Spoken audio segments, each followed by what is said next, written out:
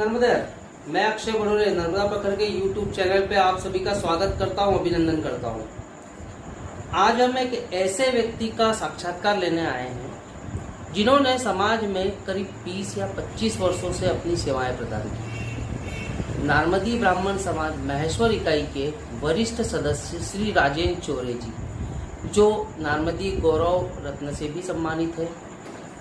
इनके द्वारा महेश्वर इकाई में धर्मशाला निर्माण के समय काफ़ी सक्रियता दिखाते हुए समाज को एक धरोहर प्रदान करी।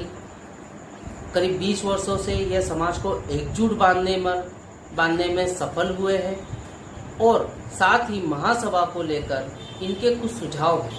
आइए हम जानते हैं आदरणीय श्री चौरे जी से, जो पूर्व सचिव भी रह चुके हैं महेश्वर इकाई में, पूर्व उपाध्यक्ष के पद पर भी रह चुके हैं और काफ़ी सक्रिय योगदान रहा है। तो इनसे इनके विचार जानते हैं और जानते हैं कि कैसे समाज और उन्नतशील हो और प्रगतिशील हो और क्या क्या बदलाव संभव हो सकते हैं। तो आइए मिलते हैं आदरणीय श्री राजेंद्र चौरे जी, महेश्वर इकाई। आदरणीय अंकल जी, स्वागत है आपका नर्मदा प्रखर पर। अंकल जी, जैसा हम जानते हैं कि वर्तमान समय में महासभा के चुनाव होना तय हुए हैं। जो वर्तमान अध्यक्ष जी हैं आदरणीय महोदय जी, उनका कार्यकाल समाप्त हो रहा है और समाज को नया महासभा अध्यक्ष चुनना है। ऐसे में मैं आपसे ये जानना चाहूँगा कि आपने 25 वर्ष देखे समाज में, तो महासभा अध्यक्ष कैसा हो, क्या उसकी सोच हो, महासभा के क्या कार्य हों, इस पर आपके कुछ विचार। धन्यवाद है। अब सबसे पहले तो मैं नर्मदा प्रखर का धन्यवाद करूँगा। बहुत मेहनत कर रहे सभी भाई लोग, पूरा ग्रुप। और ये नर्मदा प्रखर के जहाँ भी जितने भी वीडियोस अभी तक आए हैं, उनको देख के एक मेरे मन में जिज्ञासा आई कि नर्मदा प्रखर द्वारा जो सामाजिक विचार क्रांति मंच अगर इसको कह दे, ये ज़्यादा उचित होगा। आज समाज में जो विचारों की क्रांति लाए हैं वो नर्मदा प्रखर के माध्यम से ही आई है। इसके पहले भी इधर उधर कुछ बातें होती थी, लोग बोलते भी थे समाज के बारे में, समाज की चर्चाएं भी होती थी, लेकिन इतने खुले रूप में नहीं हो पाती थी जितनी अभी ये नर्मदा प्रखर के माध्यम से आई है। तो नर्मदा प्रखर के सभी साथियों को, भाइयों को मैं बहुत बहुत साधुवाद देता हूँ। मैं अपनी बात ये रखता हूँ, मेरे कुछ सुझाव थे महासभा के लिए। तो जैसा कि आपने अध्यक्ष वाली बात करी, तो मेरी सोच ये बन रही है कि अगर महासभा अध्यक्ष, इकाई अध्यक्ष जो अपने 33 इकाइयाँ हैं, इन्हीं में से 33 इकाई अध्यक्षों में से अगर अपन महासभा अध्यक्ष को चुनने जाए तो क्या बुरा है। इससे होगा ये कि अन्य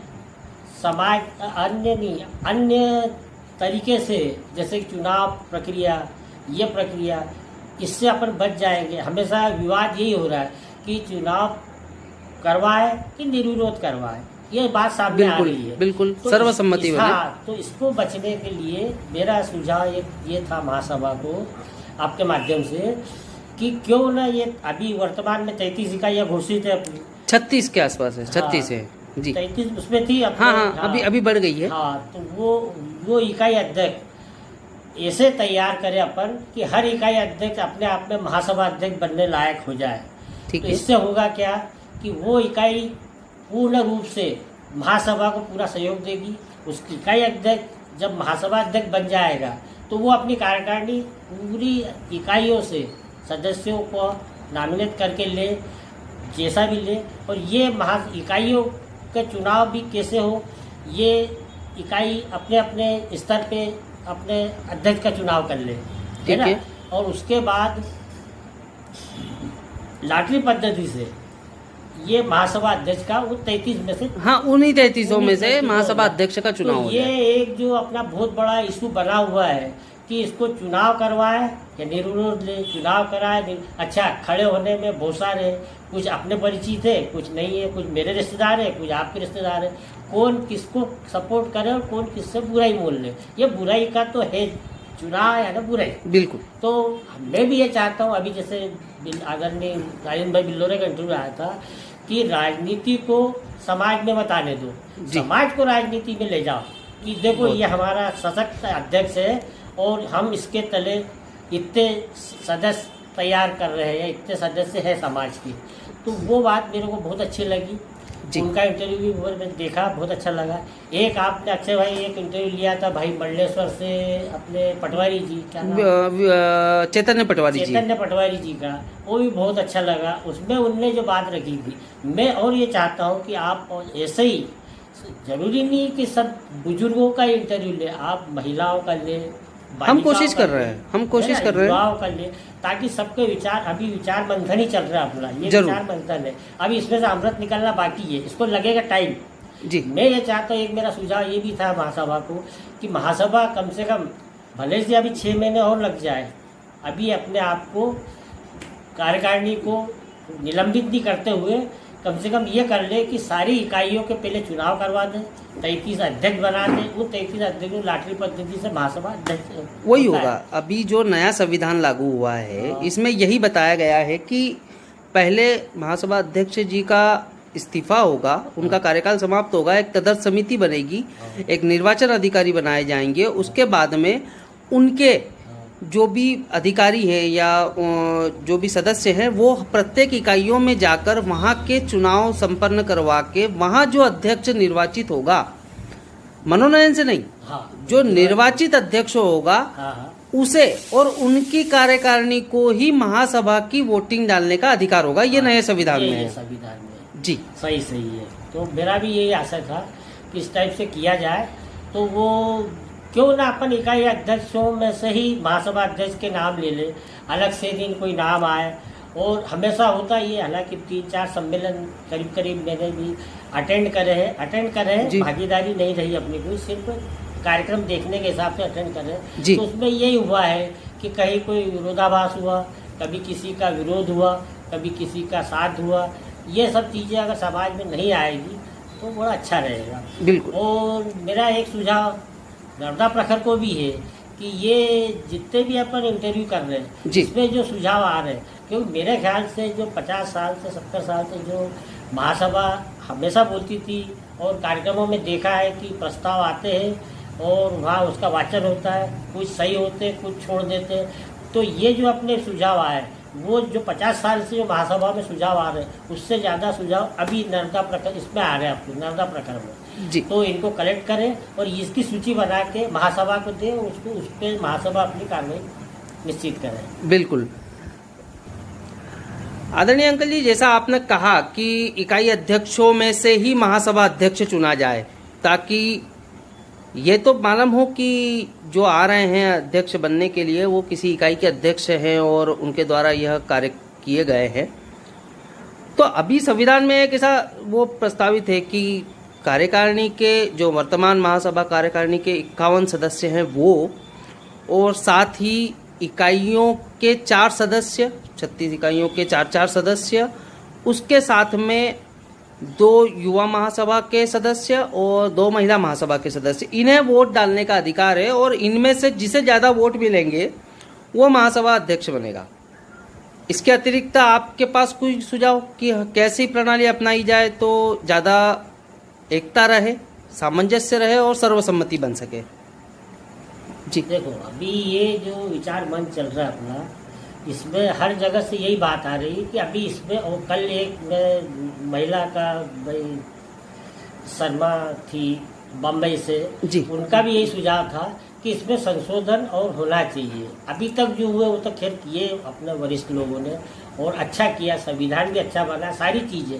अपन को संविधान से कोई लेना वो नहीं, मतलब कि संविधान का अपन विरोध है, पर चूंकि अभी और कुछ सुझाव, क्योंकि अब जो समय आ रहा है ये 1 शताब्दी वर्ष 100 साल अपन बिता चुके हैं, अब कुछ ऐसा नया करें ये वाली महासभा। और मेरा ये मानना है कि सारे समाजजनों ने ये महासभा को युवा महासभा मान के ही इसको 2 कार्यकाल दिए थे करने के लिए जी। तो क्यों न इस शताब्दी वर्ष में ही अपन कुछ ऐसा कर गुजरे जो एक मील का पत्थर साबित हो, और ये महासभा नए सुझाव उसमें कुछ नए प्रस्ताव करे और नए नियम बना के ये जो 33 इकाई वाली बात अभी जो मेरे ख्याल से और किसी के पास नहीं आया सुझाव, मैं ये महासभा को, मेरी महासभा सुझाव मेरा माने नहीं माने वो बात की बात है, पर मेरा सुझाव ये है कि उसका एक बेस बनेगा कि अगर इकाई अध्यक्ष ही महासभा अध्यक्ष बनेगा तो उसके साथ पूरी इकाई रहेगी, जी। पूरी इकाई के कार्यकारिणी के सदस्य रहेंगे। उसके बाद वो महासभा में सारी इकाइयों से अपने अपने सदस्य चुन ले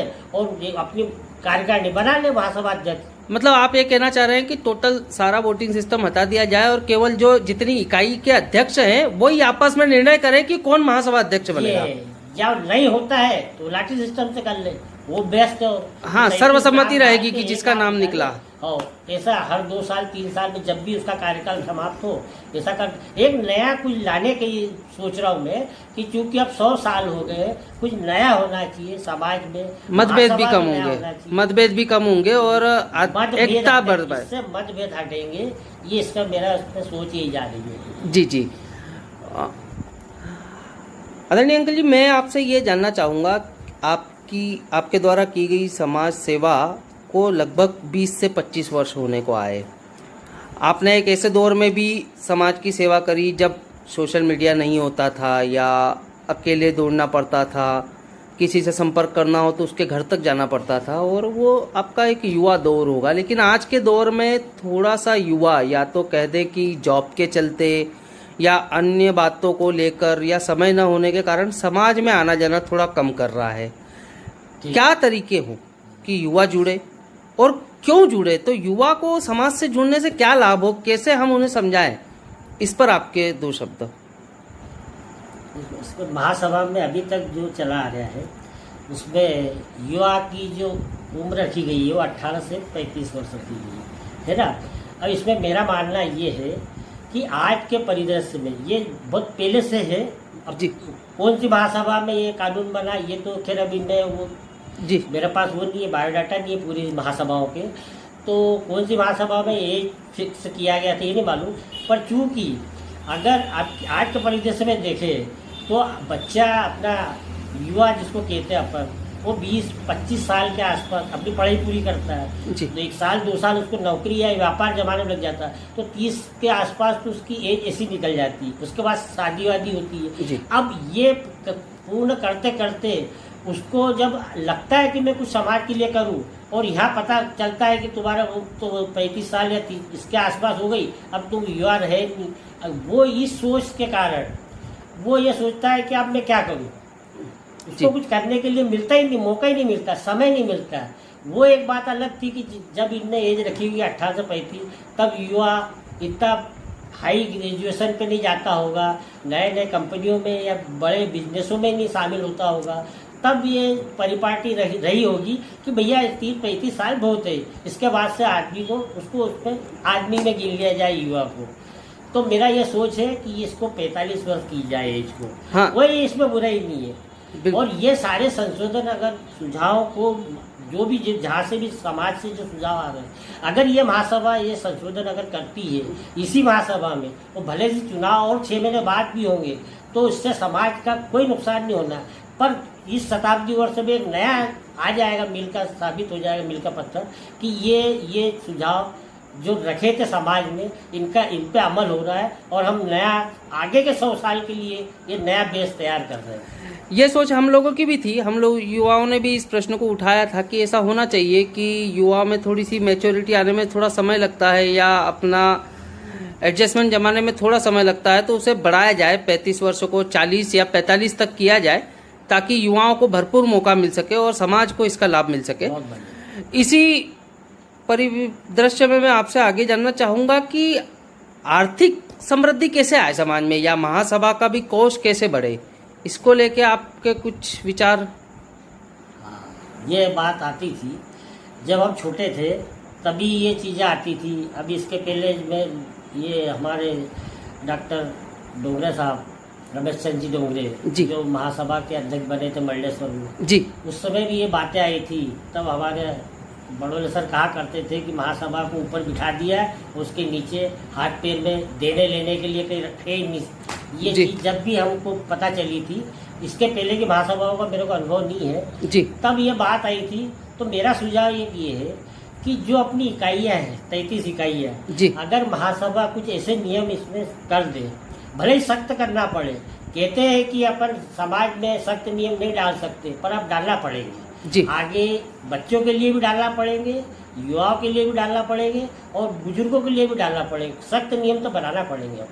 उसमें ये डाल दे कि जो जो भी इकाइयाँ हैं, सब इकाइयों का सहयोग ले रहे हो आप 33 इकाई, उसी में से अध्यक्ष भी बन रहा है महासभा का।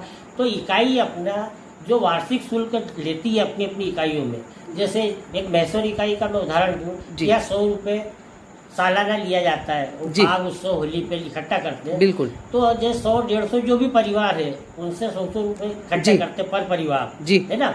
अब क्या करें कि ये इकट्ठा हुआ पैसा महासभा ये कहे कि इसका भैया 50% आप अपने कार्यक्रमों पे खर्च करें और 50% महासभा को दें। अगर ये इकाइयाँ महासभा को इतना सहयोग भी हर साल अगर कर देती है तो महासभा की जो मीटिंगें होती है, महासभा के जो भी कार्यक्रम होते हैं वो आराम से संपादित हो जाएंगे। उसके लिए महासभा को कहीं से चंदा नहीं लेना पड़ेगा और कोई विघ्न भी नहीं आएगा उसको। जी।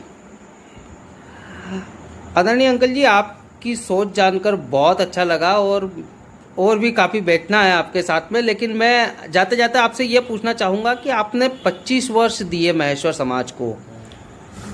मैं आपके अनुभव जानना चाहूँगा कि कैसा आपका समाज सेवा का अनुभव रहा और आपने क्या क्या फील करा या जाना, समाज से क्या सीखा, वो थोड़ा सा हमको भी मार्गदर्शन मिले और हम भी आगे बढ़े। कृपया अपने बातें रखें। देखो, ये समाज सेवा और समाज कार्य, इसका बीज हमारे आदरणीय जगदीश चंद्र जी चौरे खंडवा में प्रोफेसर है, वो उनकी उंगली पकड़ के हम चले थे। तब आप छोटे छोटे थे, मिडिल स्कूल के स्तर पे थे। उनके साथ रह के थोड़ा सा समाज सेवा का उनने बीज डाला। वो बीज लेके मैं खंडवा से अपनी शिक्षा खत्म करके इधर आया, नर्मदा किनारे मंडलेश्वर महेश्वर, और करीब 30-35 साल से मैं इधर ही हूँ। 84 में मेरी सर्विस लगी थी और उसके बाद से 1984 से मैं इधर ही हूँ जी। और उस मंडलेश्वर में कुछ कार्य किया मैंने। मंडलेश्वर इकाई का भी बहुत अच्छा सहयोग रहा। वहाँ भी हमने बहुत सारे सामूहिक विवाह भी करे और वहाँ भी हमारे भाई संतोष भाई मोहदे और अन्य के संपर्क में रह के, ये हमारा टीम वर्क था। सभी जगह समाज हमेशा जो है अगर प्रगति करता है टीम वर्क से करता है। तो मेरा ये सोच है कि आप तीनों सभाएं, तीनों इकाइयाँ, जैसे तीनों सभाएं बनती है महासभा में, महिला महासभा, युवा महासभा और ये महासभा अध्यक्ष, तो ऐसे ही 3 इकाइयों में भी 3 सभाएं बने, महिला अध्यक्ष और युवा अध्यक्ष और महेश्वर इकाई में तो है तीनों। जी हाँ, तीनों रहती है हर इकाई में। हाँ, ऐसा सभी जगह हो, ताकि अगर एक इकाई में 20 या 25 सदस्य उसकी कार्यकारिणी के रहते हैं तो तीनों इकाइयाँ मिला, तीनों संगठन मिला के कम से कम 50 सदस्य आपके हर इकाई में इकट्ठे हो जाएंगे, आपको संबल मिलेगा। और ये जो 50 सदस्य 33 इकाइयों से अगर इसको मल्टीप्लाई करेंगे तो आपके लिए, समाज के लिए इतना बड़ा धरोहर तैयार, बिल्कुल कार्यकर्ताओं का तैयार हो जाएगा। जी, ये सब कार्यकर्ता कहलाएंगे समाज के। जो भी कार्यकारिणी के सदस्य रहेंगे ये समाज के कार्यकर्ता हो जाएंगे। जी, मैंने सुना है कि आप जब महेश्वर समाज को एक धरोहर आप वरिष्ठ जनों ने हम बच्चों को दी, नर्मदी ब्राह्मण समाज धर्मशाला की महेश्वर में, उस समय अजय जोशी जी अध्यक्ष होते थे और आप उनके सचिव थे। कुछ उसका अगर हमें कि आपने कैसे कलेक्शन करा, कैसे इतनी बड़ी धर्मशाला का निर्माण करा, ताकि हम लोग भी भविष्य में आके कुछ तो महेश्वर समाज के लिए कर सके। नहीं, ये है, देखो एक टीम वर्क की बात कर रहा था मैं, तो टीम वर्क था भाई। जैसे अजय भाई ने हमको टाइम दिया कि 8 बजे आना है जी, तो 8 बजे जितने भी सदस्य जाने के टूर पे जाने, हम लोग बाहर टूर करके कलेक्शन करते थे, तो 8 बजे अगर कह दिया तो वो भले ही 8 बजे सारे सदस्य उनके होटल पे आकर तैयार हो जाते थे। फिर गाड़ी कौन सी आना है, क्या आना है, ये सब एक दिन पहले शाम को तय कर लेते थे जी, और निकल पड़ते थे सवेरे से। अब इसी परिप्रेक्ष्य में कलेक्शन वाली बात करूं तो यहाँ एक मैं शराब साहब का नाम लूँगा, गंगा बिशन जी शराब, उनका बहुत अच्छा योगदान रहा हमको। और ऐसे प्रोत्साहन मिलते, मतलब आदमी को देखो कहाँ से क्या मिलता है प्रोत्साहन। वो आए यहाँ महेश्वर में। जी और हमने सोचा चलो ये दादा आ गए तो दादा से अपन को कुछ ना कुछ तो प्राप्ति हो जाएगी। उन्होंने कुछ कार्यक्रम पूजा पाठ कराया। अब वो दादा का देखो आज तो वो नहीं है, भगवान उनकी आत्मा को शांति दे। पर ऐसे ऐसे महानुभाव भी आए हैं कि उन्होंने खुद तो दिया, उसके बाद वो 2 रिश्तेदार जो उनके साथ में आए थे, उनके जीजा लगते थे या जवई लगते थे, जो भी है, उनके भी लिफाफे तैयार करा के लाए 33 हज़ार की कि आपको भी इसमें सहयोग करना। अच्छा। वो पहले देख गए थे कि बच्चे यहाँ मेहनत कर रहे हैं। वो जब प्लिंथ वर्क पे हम थे, हमारी प्लिंथ तैयार हो रही थी, वो दादा आए थे और तब देख गए थे कि बच्चे मेहनत कर रहे हैं, इनको मदद करना जरूरी है। और ऐसे लोग जो करने में सक्षम वो नहीं मदद करेंगे, फिर आदमी करेगा क्या? अभी हम तो बच्चे थे, हम तो इतना कर नहीं सकते थे। ऐसी मदद मिलती है, ऐसी कई जगह से ऐसी मददें मिली, कैसी 33 मिले, कैसी काम मिले। और सबसे बड़ी मदद जो हमको यहाँ मिली, जमीन जो दान में मिली दुबे परिवार से, वो माता जी के हम हमेशा सदैव पूरा भैंसवा समाज ऋणी रहेगा। और सबसे बड़ी बात ये है कि उनने जमीन तो दान दी, वो जब यहाँ आए भूमि पूजन में तो उनने 21,000 रुपये निकाल के ऐसे दिए कि लो अध्यक्ष महोदय, बोले जमीन दान देना और उसको दान के साथ अगर ये दक्षिणा नहीं दी जाए तो दान फलीभूत नहीं होता है। इतनी बड़ी सोच जब वहाँ से हमको मिल गई, उसके बाद फिर हमने पीछे पलट के नहीं देखा और सतत मेहनत करते रहे और सबके अच्छा अनुभव रहा। तो बस अंकल थोड़ा समय की पाबंदी रहती है वीडियो बनाने में, तो मैं ज़रूर चाहूँगा कि आपके क्रांतिकारी विचार जानने के लिए मैं एक बार और उपस्थित हूँ आपके सामने, और वीडियो का कैसा रिस्पांस आ रहा है, लोगों ने आप लोग को कितना पसंद करा, उस पर भी डिपेंड करता है। और मैं आके आपकी सोच और लोगों तक पहुँचाऊँ। आखिरी में जाते जाते मैं भी महेश्वर इकाई का सदस्य हूँ और इतनी बड़ी धरोहर है जो सभी दानदाताओं ने हमें देकर हमारे साथ में इतना बड़ा वो करा, तो आप सभी दानदाताओं के लिए 2 शब्द अगर उनका धन्यवाद प्रेषित करना चाहें। मैं सबको धन्यवाद और सबको चरण स्पर्श, जितने भी कुछ तो दिवंगत भी हो गए दानदाता, सबको प्रणाम है। नर्मदे हर। नर्मदे हर। बहुत बहुत धन्यवाद।